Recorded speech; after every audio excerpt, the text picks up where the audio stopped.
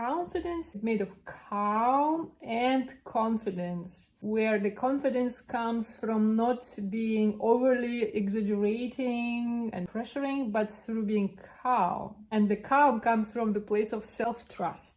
When we project this calmness and confidence, it is something about energy that someone radiates. Every time before you go to negotiation, there is negative self-talk like, I will be rejected, I will be rejected, I will be rejected. And then the other voice would say, but you could do it, you could do it, you could do it. So there is conflict, right? Because there are two voices. One is in your head, the other one in the gut area, having anxiety, and your head says, yeah, you should do it, you should do it, you must do it. You didn't say, okay, now let me have this internal dialogue and conflict and let me have this negative self-talk. You don't do this, right? It happens.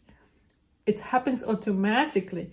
And whenever there is such automatic happening, we know this coming from your unconscious part. And this is where I recommend, I say recommend, to look at that part. It's trying to tell you something. Being authentically confident starts for me with having this genuine psychological capital. When you have that, then you don't need to spend this resource or energy on trying to pretend you are confident, because trying to pretend costs a human body a lot of energy.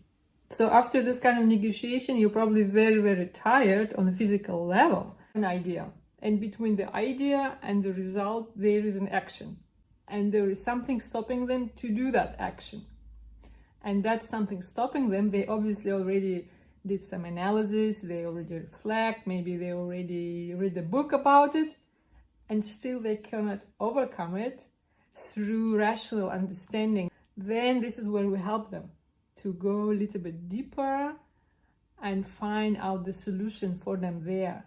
If someone is totally feeling insecure, but trying to project this, confidence and exaggerating through maybe the body posture and taking extremely more space in a room than actually natural, then you would say, there is exaggeration. There is something overdoing. Same with being arrogant, because some people hide their insecurity by projecting the arrogance, right? Which is very far from being authentically confident.